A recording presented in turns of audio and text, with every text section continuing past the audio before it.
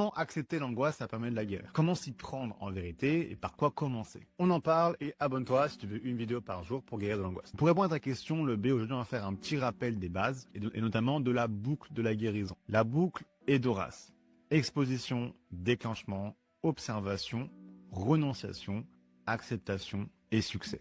Exposition, tu t'exploites ton angoisse. Parfois, il faut te mettre dans certaines situations désagréables volontairement. Parfois, elle est tellement omniprésente, l'angoisse, que tu as un besoin de faire. D pour déclenchement. Donc là, tu n'as rien à faire. C'est ton inconscient qui prend le dessus en provoquant en toi une tentation de déployer un CCR. Donc ça peut être un CCR physique, comme aller sur Internet, ou un CCR cognitif, comme essayer de prédire le futur pour s'y préparer. Ou n'importe lequel des 22 mécanismes de contrôle, certitude et réassurance. Et c'est à partir de maintenant, en fait, où ça devient intéressant. O pour observation. Tu vas juste observer cette tentation de céder au CCR. Dans l'état d'après, tu vas essayer d'y renoncer ou de pas y renoncer. Tu vas y arriver parfois et parfois tu vas pas y arriver, mais peu importe. Là, cette étape-là, ce qui va compter, c'est d'observer ce qui se passe. Pas d'observer l'angoisse en soi, ce qu'elle veut te dire. Observer toi, comment tu veux y répondre à cette angoisse-là. De quelle manière tu cherches le contrôle, la certitude ou la réassurance. Et ça, c'est surtout très important pour les mécanismes CCR cognitifs. Donc regarde ma vidéo Effet Game of Thrones pour avoir plus de détails sur le sujet, mais en gros les CCR cognitifs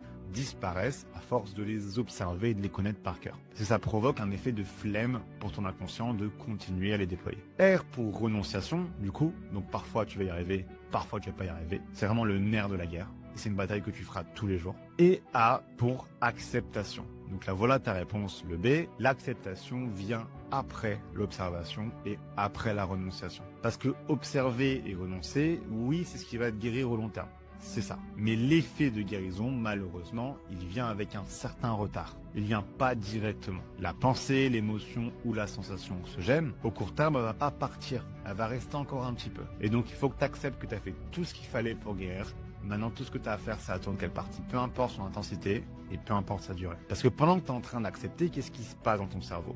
Tu as envoyé tout ce qu'il fallait à ton inconscient. Et donc, pendant ce temps-là, il est en train de mouliner et faire le processus émotionnel pour arrêter. Mais pour qu'il puisse faire ça à ton cerveau, pour qu'il puisse guérir pour toi, il faut que tu le laisses tranquille. Et donc, il faut que tu acceptes que quand ça va pas, ça va pas. Et puis, si tu arrives à faire toutes ces étapes, tu arrives enfin à la dernière. S pour succès. Tu guéris définitivement ta tendance anxieuse. Et voilà, j'espère que ça t'aura apporté quelque chose cette vidéo. Si tu commences ta guérison ou tu veux un peu savoir où tu en es, je t'ai préparé un petit formulaire que tu peux faire gratuitement via un lien dans ma description, qui va créer un compte-rendu PDF assez complet qui te permettra de faire le point. Et comme chaque semaine, pour récompenser les gens les plus productifs dans les commentaires, je vais offrir un starter pack à l'un ou l'une d'entre vous. Et tout ce que tu as à faire pour être tiré au sort, c'est soit partager une clé de ta guérison, ou alors de direct